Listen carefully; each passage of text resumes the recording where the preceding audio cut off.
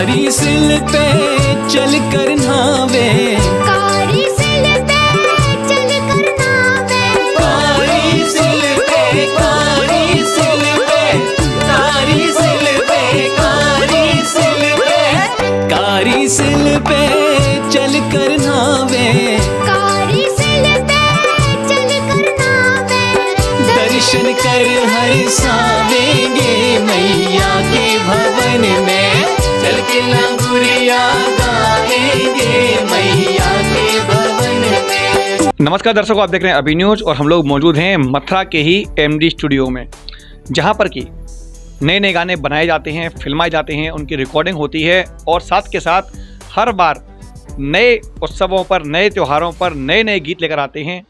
ऐसे स्टूडियो के स्वामी मेरे साथ मौजूद हैं, जिनका नाम है श्री सुनील दत्त चतुर्वेदी जी। हम बात करेंगे इनसे कि अब की बार नववर्ष के ऊपर और नवरात्रों के ऊपर आपके स्टूडियो से क्या कुछ निकल के आया है दर्शकों के लिए।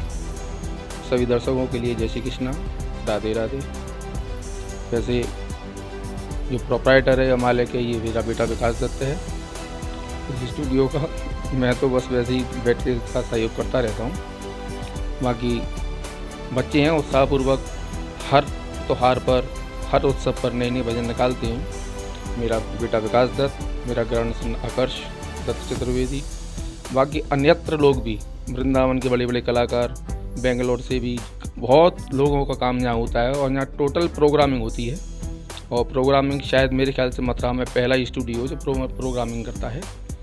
बाकी मैं सबका सहयोग मिलता है।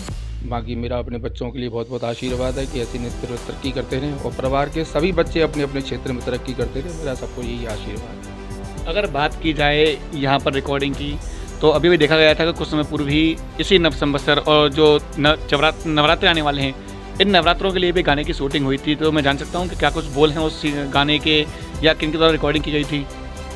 ये अभी एक लांगोरिया नवरात्रि के लिए अभी हमने प्रमोट किया है और ये लांगोरिया चल के लांगोरिया गाएंगे मैया के भवन में। और इसमें मेरा बेटा विकास है और नाती आकर्ष दत्त है और अंकित वाधवा है और एक गायक है भारती।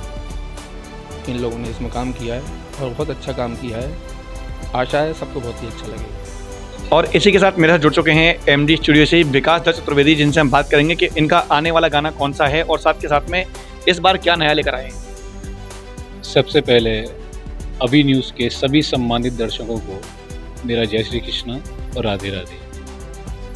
जैसा कि आने वाले दिनों में नवदुर्गा स्टार्ट होने वाली है। नवदुर्गा या नवरात्रि जो कि पर्व है, बहुत ही आस्था का पर्व है और लोग बहुत ही आस्था के साथ मनाते हैं। विभिन्न पूजा और कीर्तनों के साथ इस उत्सव को मनाया जाता है। तो उसी के अंतर्गत एक छोटा सा पुष्प हमने तैयार किया है मैया के लिए। एक मैया की लांगुरिया हमने तैयार किए हैं और उम्मीद भी है मुझे सबको बहुत अच्छा पसंद आएगा ये गाना। आखिर क्या बोल हैं इसके और किस प्रकार से आपने सोचा कि इसी वक्त इसको लेकर आना चाहिए। जी। देखिए, पहले मैं इसके बोल सुना देता हूँ, गा के सुना देता हूँ। चल के लांगुरिया गाएंगे मैया के भवन में, चल के लांगुरिया गाएंगे मैया के भवन में, मैया के भवन में, मैया के भवन में, मैया के भवन में, मैया के भवन में, चल के लांगुरिया गाएंगे मैया के भवन में। तो बड़ा सुंदर भाव है, लेकिन मैं जानना चाहूँगा कि आखिर अब लोगों को ये कहाँ पर मिल सकता है या जो लोग इसे सुनना चाहते हैं किस प्रकार से सुन सकते हैं। देखिए, सबसे पहले तो मैं इस गाने के बारे में थोड़ा बताना चाहूँगा कि उद्देश्य ये था कि जैसे कि हम लोग ब्रज में रहते हैं, तो ब्रज में ही ऐतिहासिक या प्रमाणित इतनी कुछ प्रमुख अपनी शक्तिपीठ हैं। तो मेरा उद्देश्य ये था कि इस गाने के साथ साथ में दर्शकों को उन शक्तिपीठियों का जो दर्शन है उसका भी लाभ मिले। तो अपनी प्रमुख जो ब्रज की या मथुरा की मैं कहूँ विशेषकर, जो अपनी प्रमुख शक्तिपीठ हैं, जैसे महाविद्या देवी हैं, अपनी श्री चर्चिका देवी हैं, अपनी बगलामुखी देवी हैं, काली कैंट देवी हैं, अपनी चामुंडा देवी माँ हैं, तो उन सब का एक छोटा सा दर्शन मैंने कोशिश करी है कि घर बैठे इस गाने का आनंद लें और दर्शन भी आपको मिलता रहे। तो ये मैंने आपको सब दर्शन आपको इस गाने में देखने को मिलेंगे। हमारा एक चैनल है, धार्मिक चैनल है भक्ति रस प्रवाह के नाम से।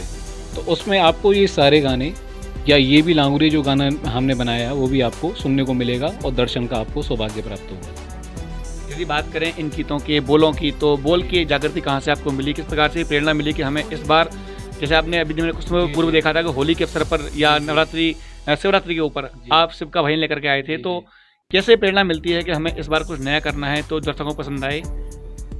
देखिए, सनातन धर्म में हम जीने वाले हैं, सनातनी हैं और ब्रज में रह रहे हैं, तो ये कृपा मात्र ही है कि धार्मिक भावना अंदर से अपने आप आती है और ये भगवत कृपा है कि मेरे अंदर धार्मिक भावना दी है।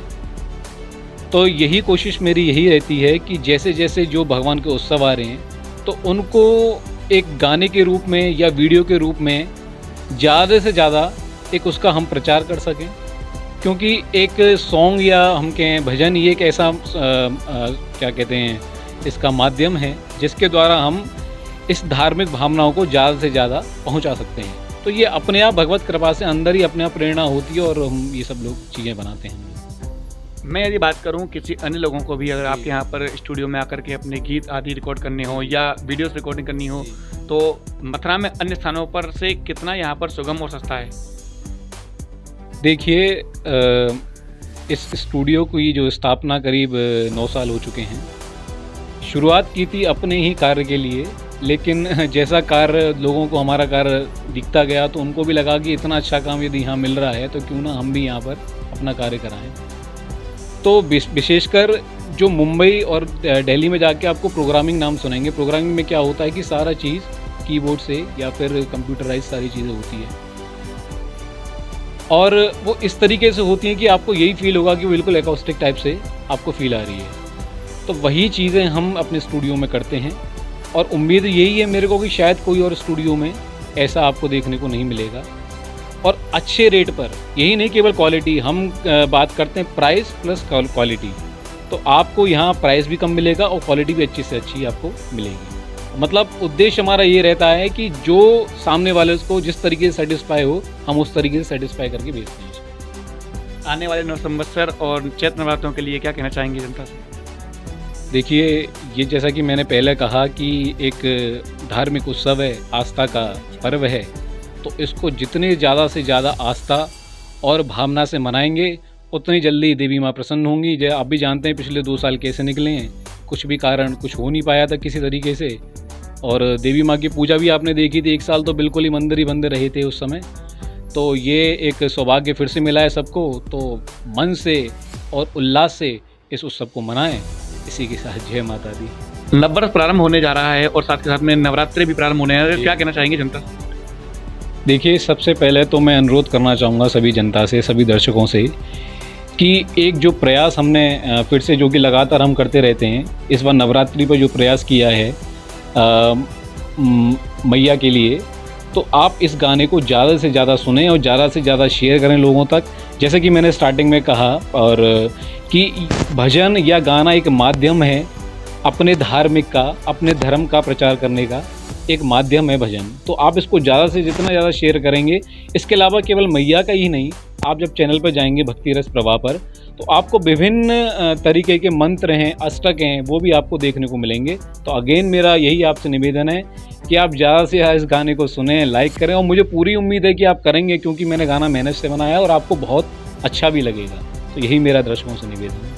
कल्याणम करोति आपकी सेवा में हमेशा तत्पर। यदि आपको है सुनने में तकलीफ, कम अथवा ऊंचा सुनाई देना, टीवी देखते समय वॉल्यूम को ऊंचा करके सुनना, कानों में सीटी बजने सी आवाजें आना, अक्सर एक ही बात को दोहराने का आग्रह करना, जैसी समस्या है तो आप श्रवण जांच केंद्र पर आएं, जिसमें सभी प्रकार की जांच और परामर्श की सुविधाएं उपलब्ध हैं। आज ही आए कल्याणम करोति सरस्वती कुंड के पास, मथुरा।